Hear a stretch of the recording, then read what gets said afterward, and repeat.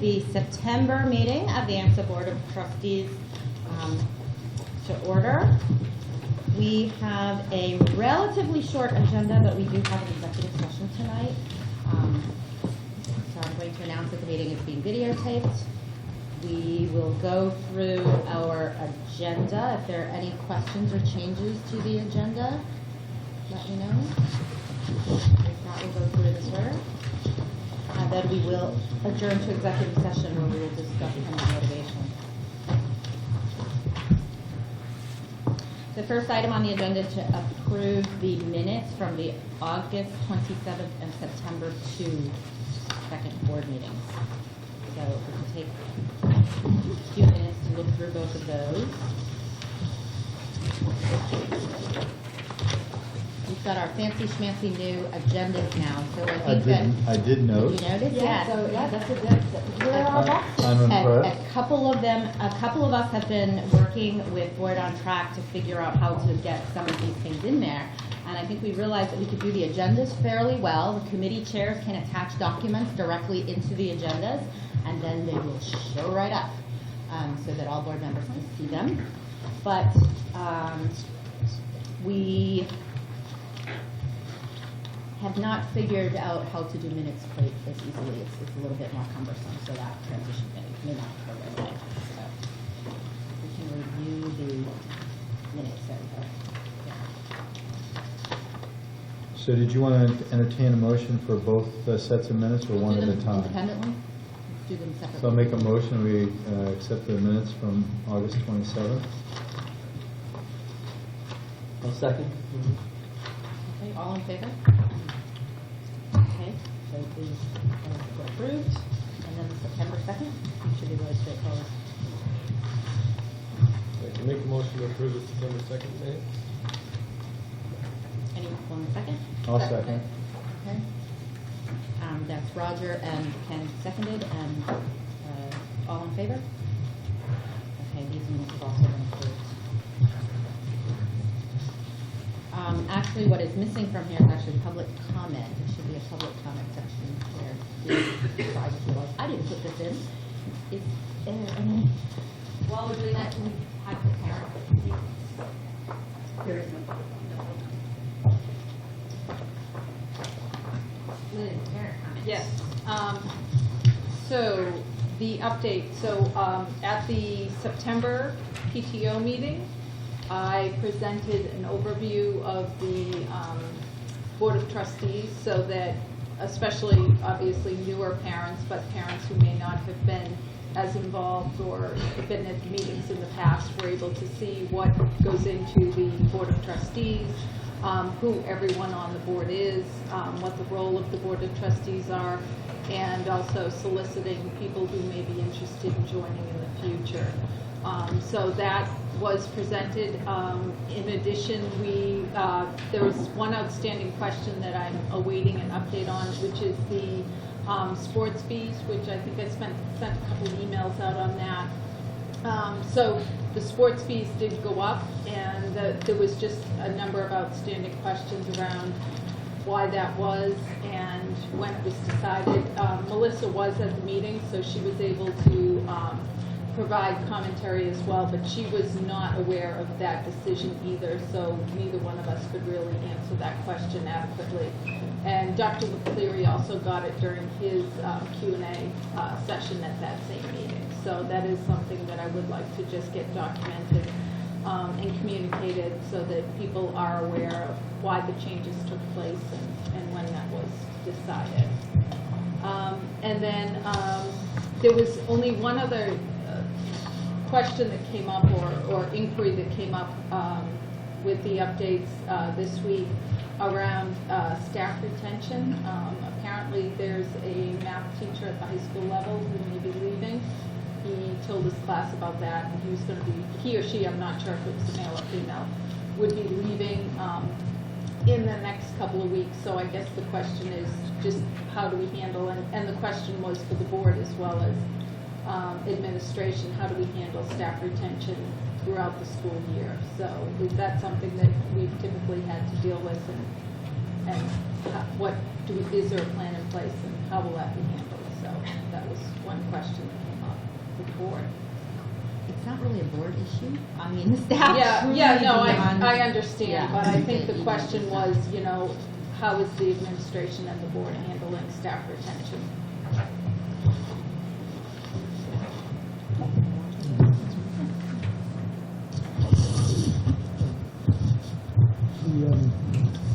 The staff and the faculty are all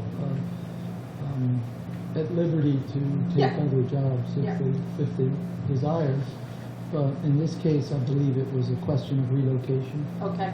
So the administration, when we found out about it, we took action to start interviewing people. And we're currently in the process of getting. Okay. We've had a number of people come in and do demonstration lessons for the math department. And so we're working to make sure that there's a continuation. Okay. Thank you. I could just, I'm sorry. Just to emphasize what Pauline was saying, that the hiring, retention, evaluation of staff members is strictly a admin role. It is not in the purview of the board unless extraordinary circumstances. No, agreed. The only reason I brought it up was given that the school year has started, and and having an HR background, I completely understand people are free to come and go as they so desire. It's just a little different and more challenging when it comes to a school situation. The only thing I would add is, to your point, we don't, it's not a board responsibility. The board, from a governance perspective, or at least setting the ED goals, does have retention as one of the goals for the ED. So Correct. in that sense, we're involved. Yeah. That's true. Well put. Is there anything else, Liz? No, I think that's it for right now. Okay, great. Jeff, any faculty? Hi. I tried this month to be sensitive to Michael's comments last time, so I'm going to start off with some good things. Sometimes I was saying to the teachers, I was like, I need you to tell me good stuff too. Sometimes I feel like I'm the complainer in chief.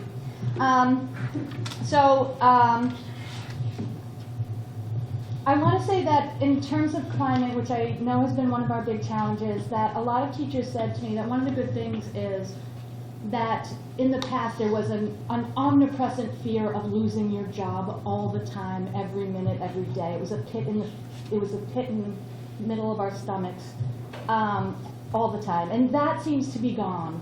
I don't know that everybody is, rainbows and sunshine, but sort of that daily constant fear of losing your job, I don't think is being experienced by the majority of faculty, and that is good.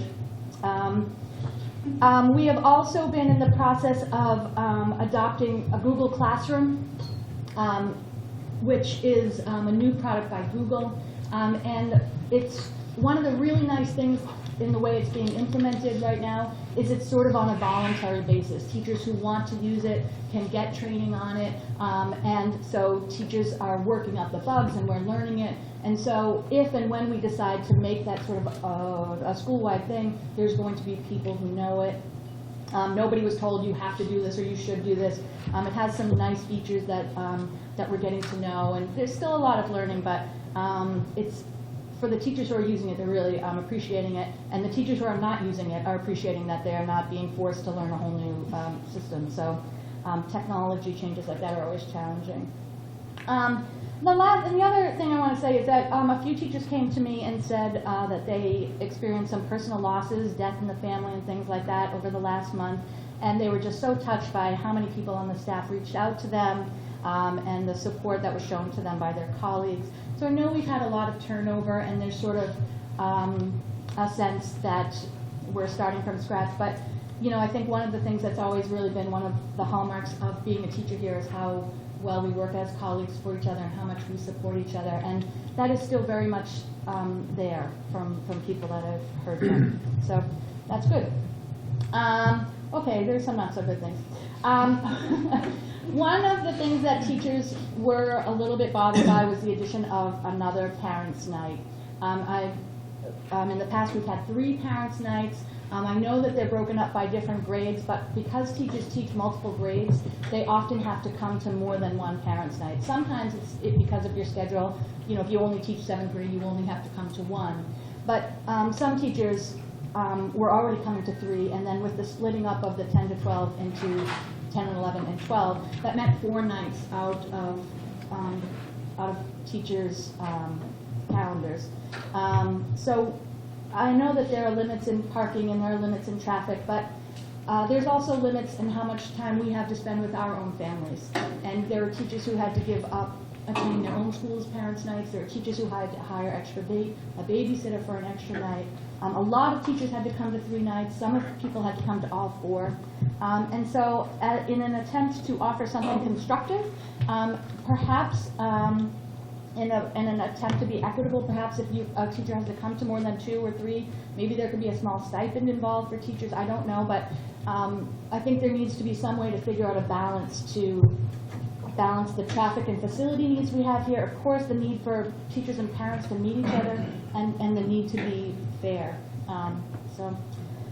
I think also, last year Dr. DeMello was both the executive director and the principal, and that has led for some teachers, there's some confusion, and there's sort of been muddling of roles.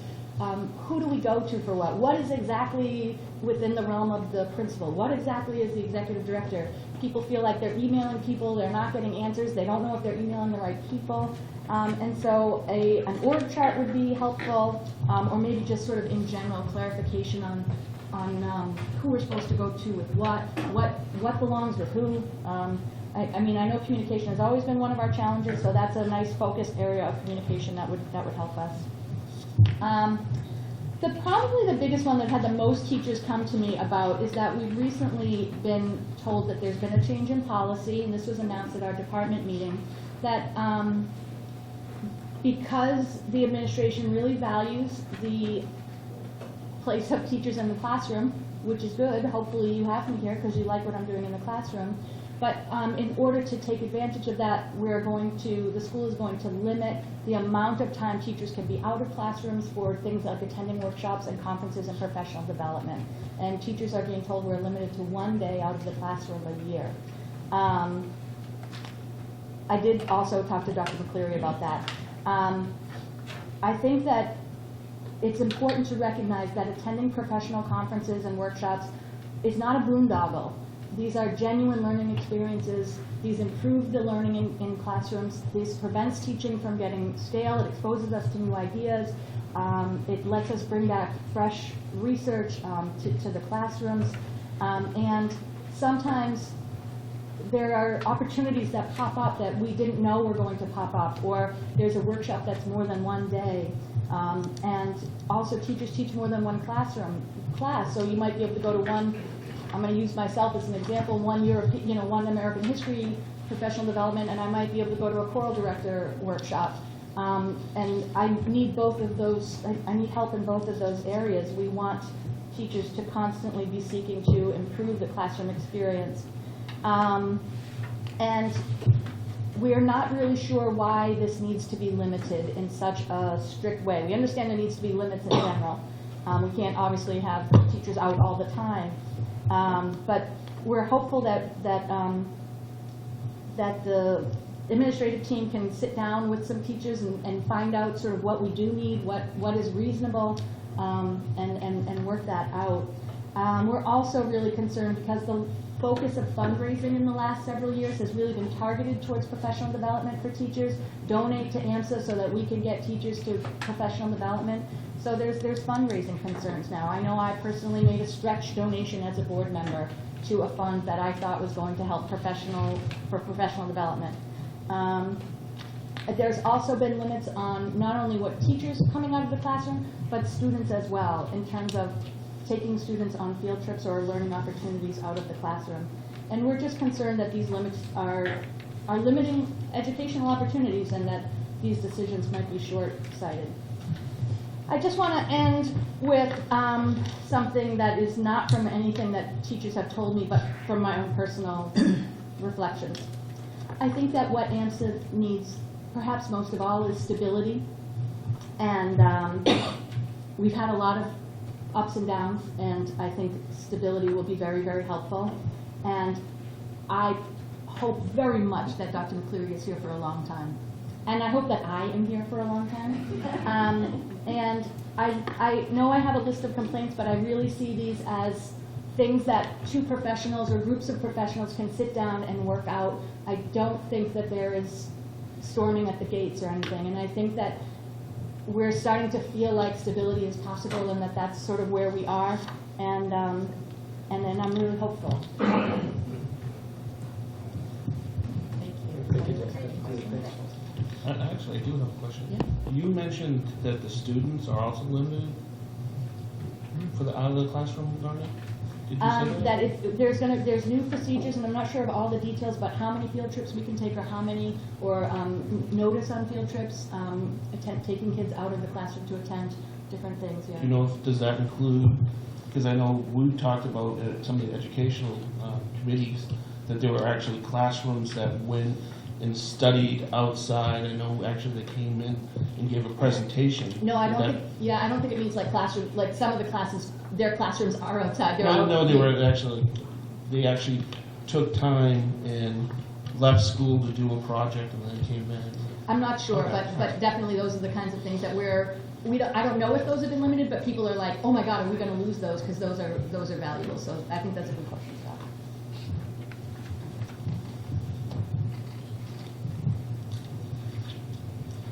Anyone have any questions? Thank you very much. We will move to the ED report.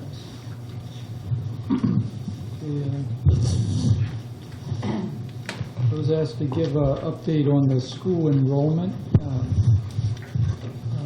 Currently, the school has enrolled 989 students. And as far as attrition, we had one student who moved, but other than that, we've been stable. The school's the cap on enrollment is 966. So we're actually above the cap that we're supposed to be meeting for the purposes of the Department of Education. But we're working to try to get to the cap. And we've certainly had discussions with the Department of Education about trying to make sure that we achieve the cap that they want us to have. However, when you're above it, you have to, it works through attrition more than anything else.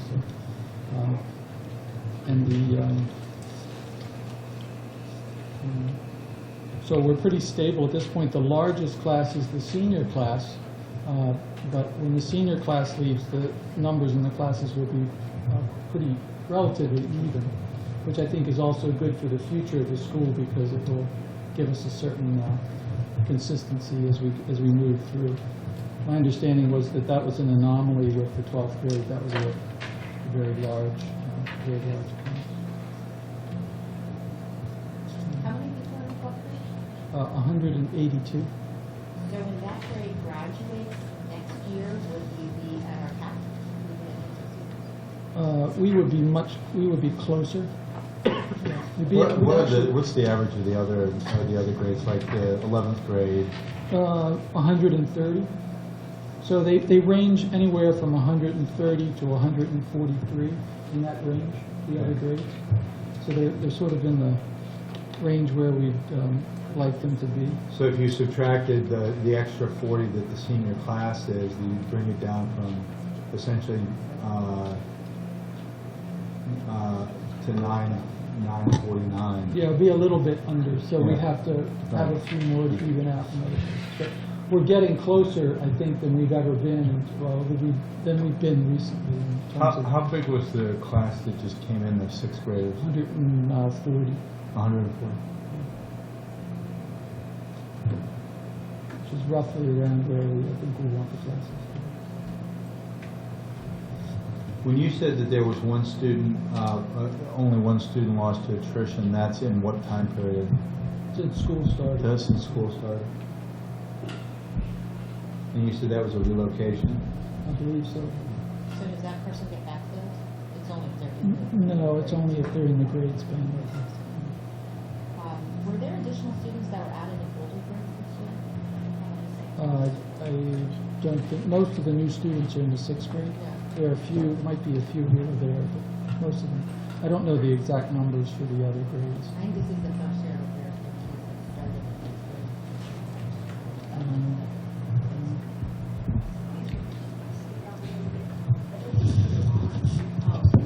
No, I think they're on it.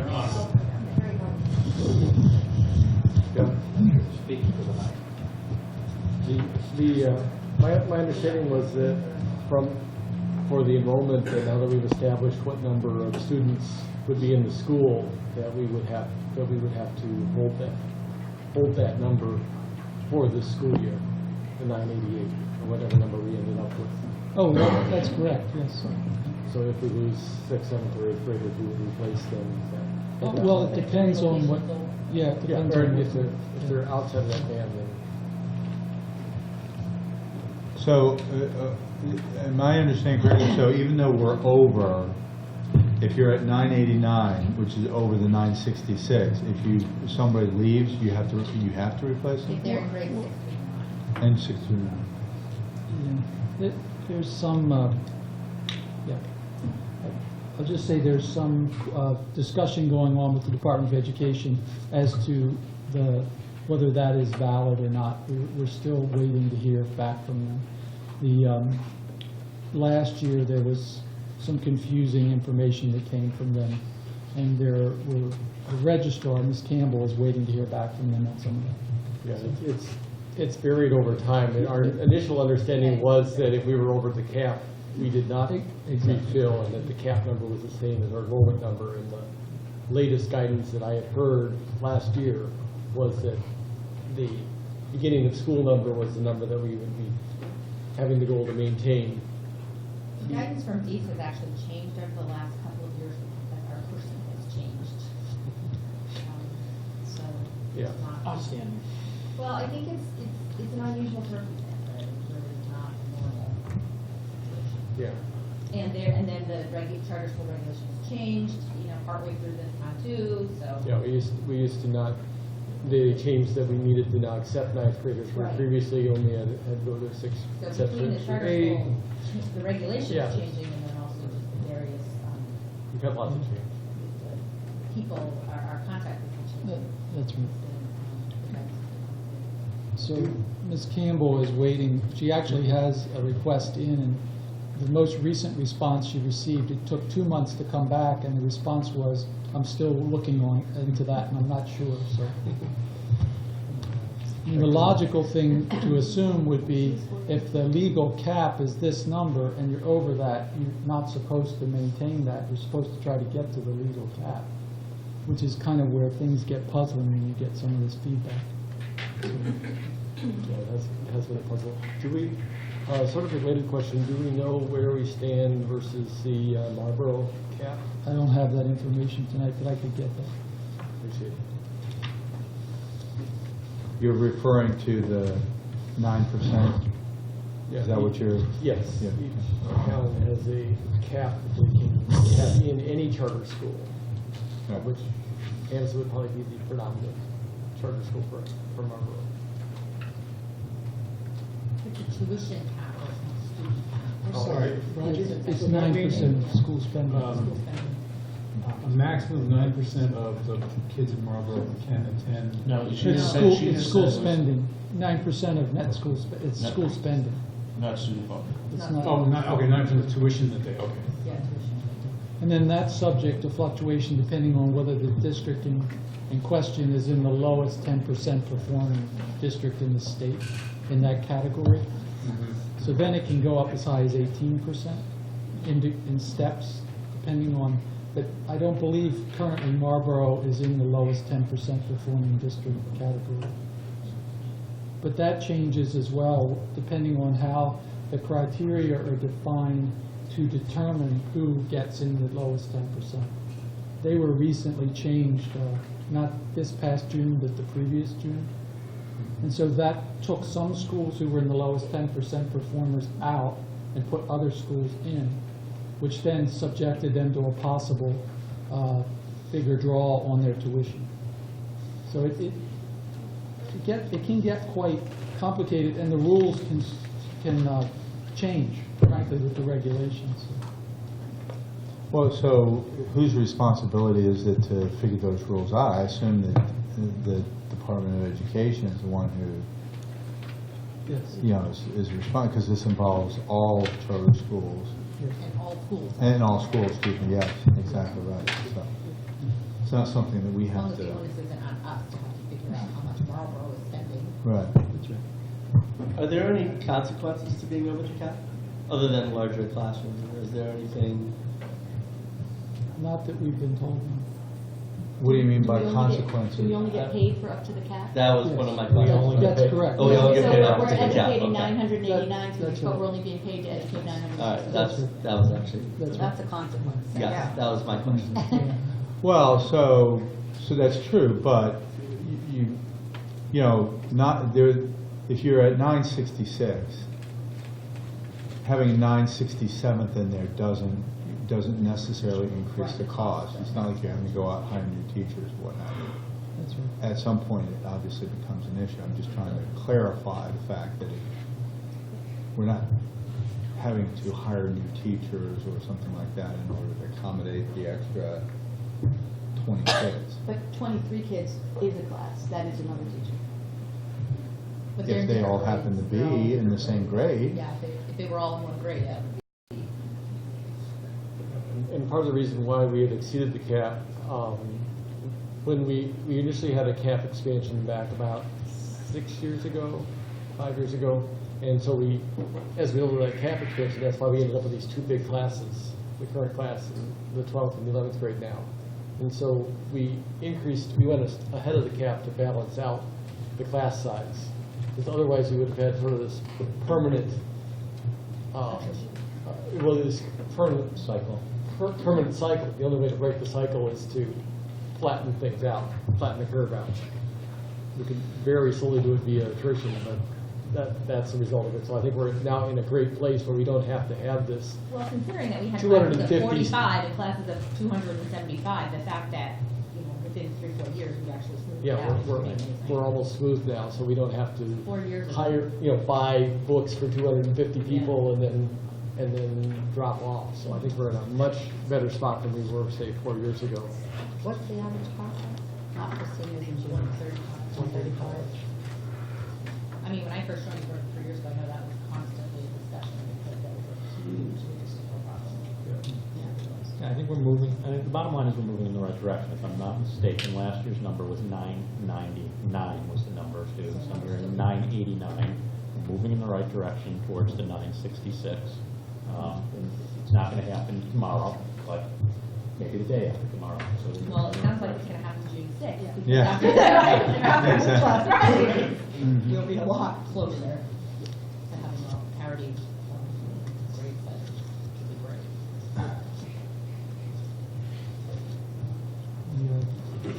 Yeah, that's great. Oh, well, actually, are there any other questions on enrollment and nutrition?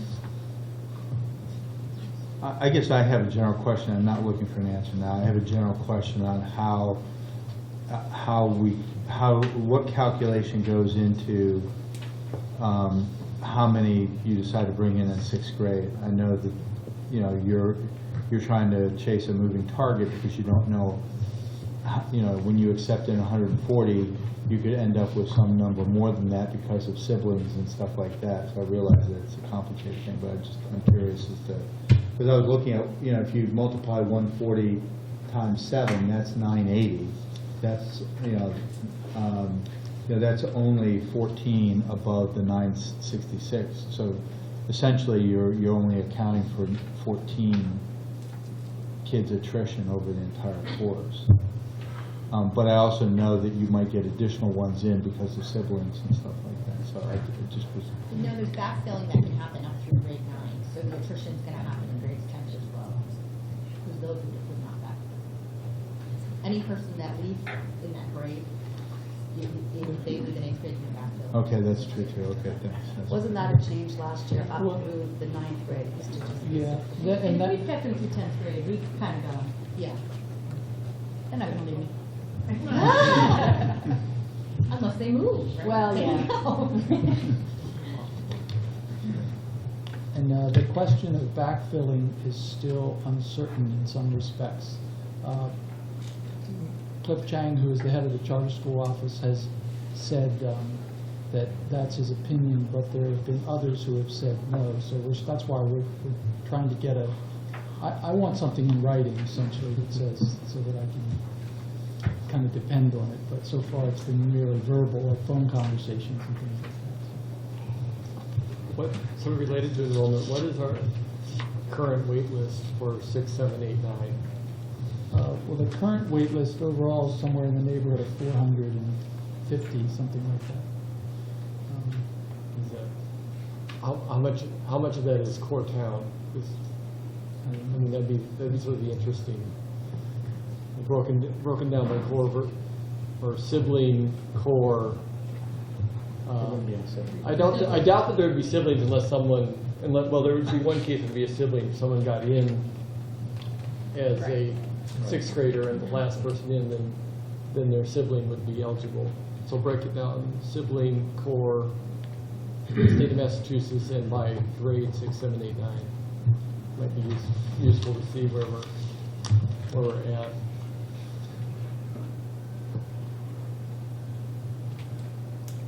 at. Towards what end? How might that be useful?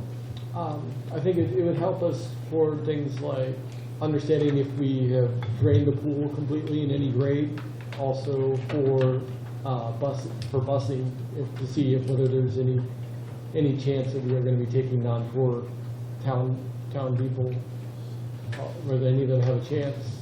I think those would be 2 cases that would be useful for planning purposes. So can I suggest that we take this up within the finance committee and have that be sort of passed sort of related to that, right? Yeah. Is that primarily Yeah, I think it's primarily finance, just getting a better picture of where our incoming would be.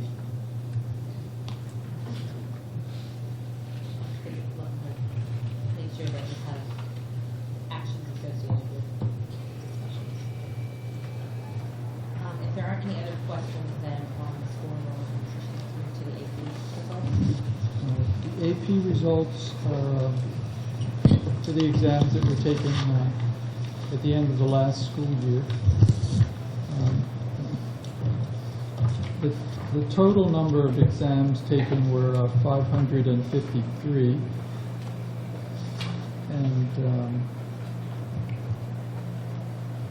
we had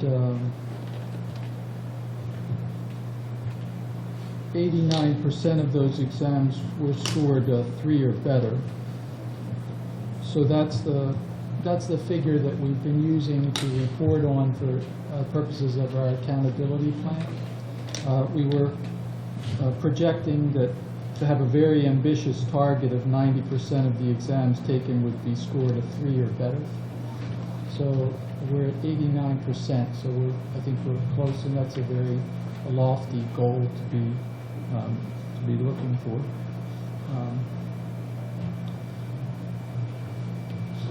There was some confusion. We were talking about this at, I think, a previous board meeting, of whether or not it should be 90% of the students scored 3 or better, or 90% of the exams taken were 3 or better. And we settled on 90% of the exams taken. However, the wording in our accountability plan is still somewhat confusing, so we have to change it to make it clear. But essentially what we settled on was it will be 90% of the exams taken will be scored a 3, a 4, or 5, 3 or higher, which is essentially what we're hitting. Are we doing anything currently to get that 89% up? Yeah. Well, we're trying. Now, I didn't know if there were any plans in place. Are we just hoping? Well, I think you mean to try to have more people take AP exams? No. I don't think we have a plan around AP exams. I think we have a plan around academic excellence. And It's just one of the academic measures. excellence will drive AP exams. It's the way it works. But again, I would say that based on my observations in other schools, I think to reach this kind of goal is pretty impressive. I agree. At one meeting you said, 90 was our goal, we're not there, so I didn't know if there was anything that we. Well, I guess I consider 89% to be pretty good. I do too. I think we're awesome. So I guess what might, Where's the goal? so I guess what might be behind the question is you're clearly not worried about there being any repercussions from being 89% versus 90%. That's correct. So that, I think that's. The Department of Education, it's an interesting sort of dynamic when you do the accountability plan. On the one hand, there's a push from the department, people at the Department of Education to create lofty goals. And if you've been meeting lofty goals, then you generally get the response, well, make your lofty goal even loftier. Right. And the problem with that is it's a little bit like telling, I was talking about this earlier with another board member, it's a little bit like saying to Valery Borzov, that's a name from the past, he was a Russian sprinter who was champion of the world 100-yard dash. And I think he ran something like 9.8 or something, 9.8 seconds, which is pretty fast to run 100 yards. And to tell him to now run 9.7 is a big difference from telling somebody who is running the 100-yard dash in 2 minutes to increase by 50%. Right. They hit the 50% growth, but then Valery Borzov gets castigated for not making any progress. Right. So AMSA is Valery Borzov, and the other, I don't know. No, I think you. No, I mean whatever the other. No, I think you've made that. Yeah, I think you've made that statement. I mean, you've talked to me about it as well. That having a lofty goal is a good thing. Gives you something to shoot for. The fact that we're falling short a little bit is not in your mind an issue. So I think we should be okay with that. I don't know if his name was Valery Borzov. I think it was. It was Borzov. It might have been Vladimir Borzov.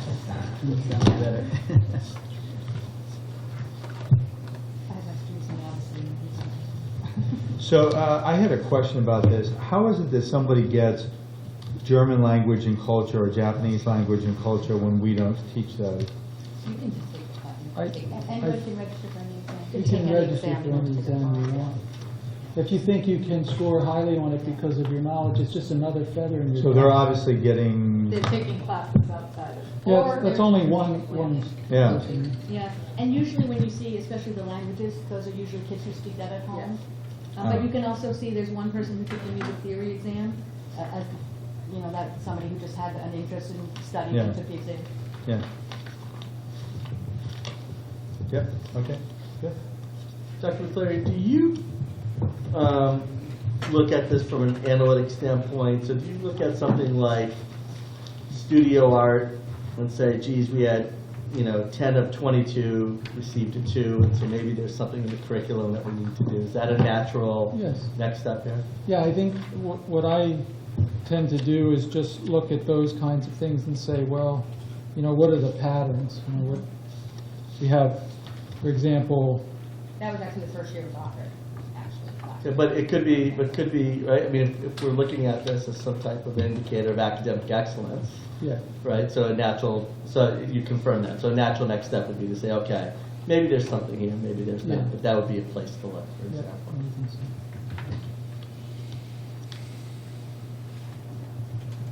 I think another possible filter on it is, just you mentioned, like the music theory, is that we could differentiate between the AP exams that are tied to the AMSA curriculum versus AP exams where people took them because they had a special interest in that subject. Yeah, and you won't necessarily know that just by like the one outliers. Like there could be somebody who just signed up to take the European history exam and didn't take the class. Yeah. So that would tricky. be sort of interesting to know. That would be. Yeah. So you're looking. So in other words, if you're saying, if I'm getting it right, you'd really be interested in people who took the AP class, or was it? People who took the AP exam but did not take AMSA's and did not AP take class. the class. And it's really only interesting to us in the classes that we offer. Right. I mean, in the classes that we don't offer, we already know that was somebody who studied on their own. and it's really impressive. I'm looking over here at, like, call out a couple of them that really impressed me, was the calculus BC. That's an insane number. So AB and AB as well, but BC to get 47 out of 53 having 5s, and also the computer science A. Just a lot of people having that. That seems like This that, is ours in the audience. It seems like, and physics, not going down the math area, the physics C mech and physics C electro. This is awesome. Yeah. Yeah, I think we ought to look for that one score below a 4 next year to be up on the 4. That's great. Just to come back again, the studio art and where I think the board is on this. The board does not want us to get rid of studio art to goose our AP percentages to 90%. The board wants us to look at studio art and figure out how we continue to offer that and improve the scores there is what the board is, I think, interested in here. I mean, that is a new class. Some of these are new class, newer classes. I think that's great that is an That's what we want to opportunity encourage. for people that maybe aren't about math and science. We've got a lot of different opportunities out here for a lot of different people, and that's great.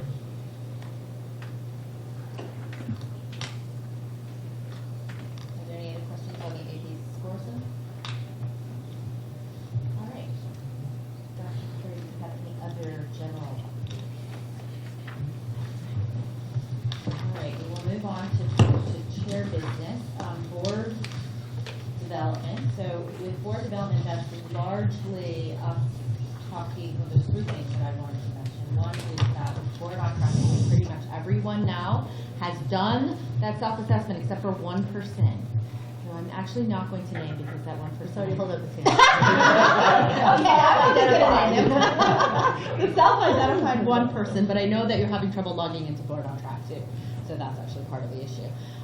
So we'll figure out how to get that, and I'll work with Scott on that, and then we'll be able to do the self-assessment with the governance person at Board on Track and plan to review that in the October board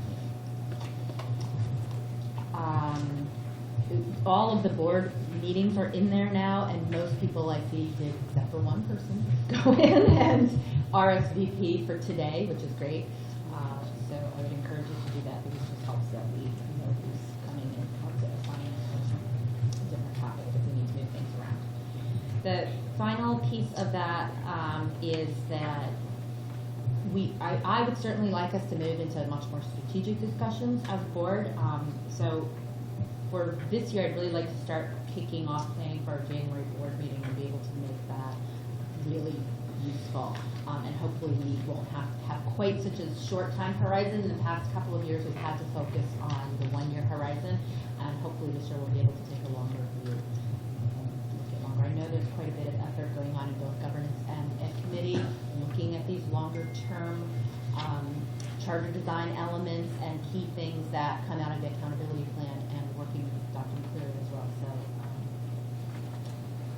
I'd just like to move us in that direction. So Paul, along those lines, just one quick question. I think in the assessment, it also spoke of ideally in the BOT meeting, 90% or some lofty Something percent. we're nowhere near. It should be of the discussion should be focused on strategic matters. Are there some best practices or examples that Board on Track can share of what a quote-unquote good meeting Well, I should look think like? that's sort of our next meeting with them is Okay. about, because we had one kickoff meeting only on logistics, and the second kickoff meeting is supposed to be on these more strategic things. Because to me, I don't know actually how you get 90% of your Yeah. board meeting to do that when there are things that you just have to do. And there are so many governance items. So the answer is I don't know yet, but hopefully we will know with our next with our next kickoff. So that's it for board development. Third-party survey update. Sure.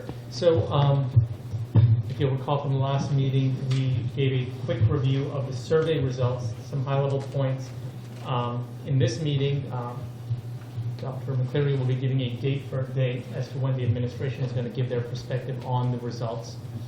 But one thing we did discuss last time was that we do want to make sure, even though the administration is going to be reviewing the results and doing a readout on it, we want the board involved in actually reviewing the reports, the survey results. Because we've had feedback in past years that we may not have been as attentive. So what I wanted to share were two possible approaches to how to do that. So on the left side, you'll see report categories. There are, I don't know, about 10 report categories or survey categories. And one option is we could have certain committees review certain report categories or survey categories. In the first option, we've kind of split them more around the number of people that are in the committees, tied to the number of reports they're going to be reviewing. Another option is to, if you scroll further down, is to have committee reviews associated or aligned with the report categories or the survey categories. So for example, education would be reviewing most of the survey results because most of the things have to do with education, whether it's educating diverse students or faculty growth mindset, et cetera. So those are two possible approaches. So I wanted to throw it out to the board if there was an opinion on how to handle this. I will just quickly state, prior to this meeting, Chris and I were speaking, one of the advantages of the first approach is that it makes sure that all committees and hopefully everybody is looking at some aspects of the survey and their skins in the game, and so they're not blind-sided to issues that may be coming up in surveys. So that is definitely one advantage of the first approach. The advantage of the second is that committees that are dealing with potentially issues in the surveys, in their committee meetings and so forth, will be aligned with those various surveys. So I throw it out to the board as to if they have a preference on how to kind of dig deeper in the survey results. I like the bottom one because it's more work for Ken. Yeah. Move governance over to the side, kind of. I know. Yeah, so We'll keep the other. So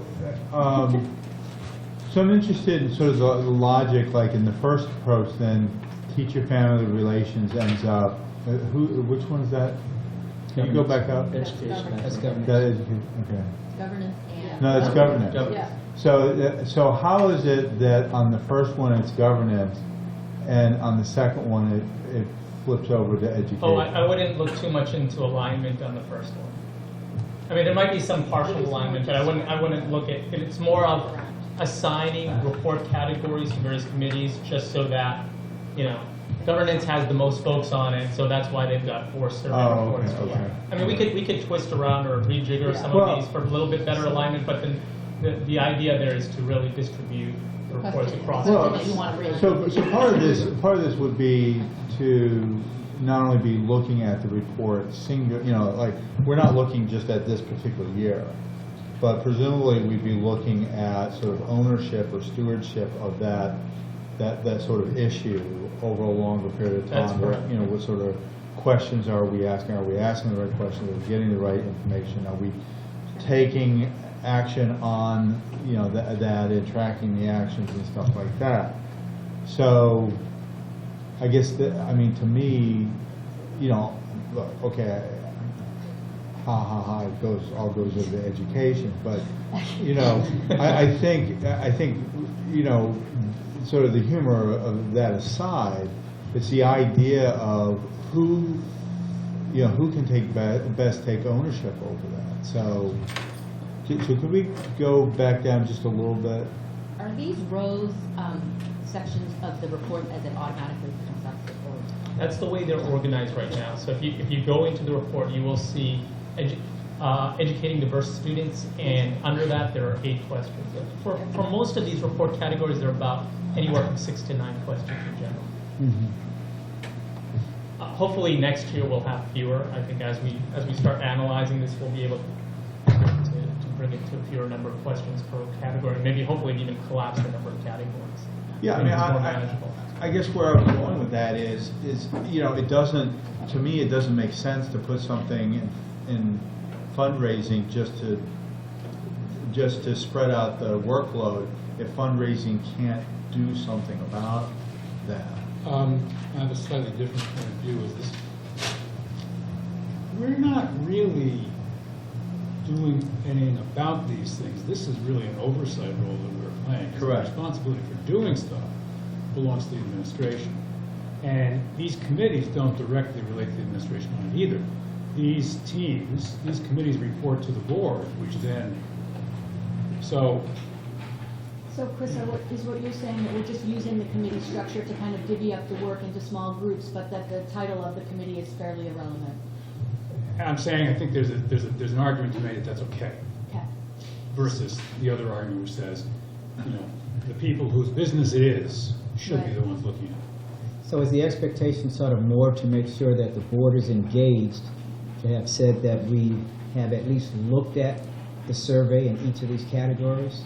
And if we do see something that we think could be something that should be reacted to, then there's at Right. least a board Because where it comes representative. from historically is the complaint that all of the information the board got was filtered for them by the administration. So the board needs an independent look into the data itself. Mhm. And this gives us that, but it's, again, but it's not our job to fix it. Right. So from that standpoint, then the first one is more equitable, just from a workload standpoint, if the expectation isn't to go off and do. But see, that's the point, is Chris is absolutely right, and that's where I guess I was going with this.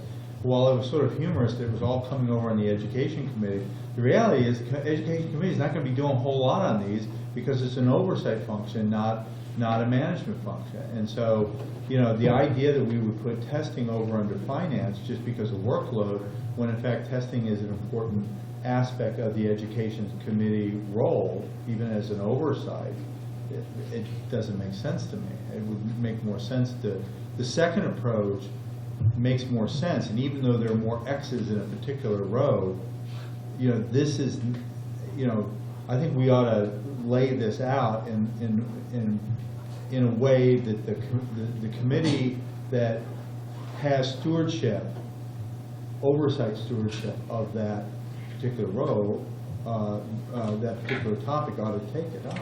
See, I'm more inclined to agree with Chris, because if you look at this second model, for instance, if you are on the finance committee or the fundraising committee, you're not going to see any of this data. Well, No. that's not necessarily true. Well, it's reported. We still have to put it We don't back. have responsibility. You don't have responsibility, exactly. You don't have responsibility for what you do. Still just report it back. Yeah, so But you want to have discussion in subcommittee, and maybe just, it's a climate concern that we're dealing with from the get-go, so the fact that there wasn't enough communication between the stakeholders, including the board members, maybe it's good to have everybody involved with some piece of it. That allows us to at least have better discussions as a full board. Yeah. if I could share, so I completely agree with you, Ken, that alignment makes a lot of sense, just coming from a logical perspective, but I think to the points others have made, we definitely got feedback from folks that apparently we weren't all collectively really looking at analyzing the data and getting a sense of it. I would add one more thing. I think, folks who attended roundtables, you get a different perspective of what your stakeholders feel when you're seeing them face to face. I think you get a different perspective on a survey. When you look at the questions, you look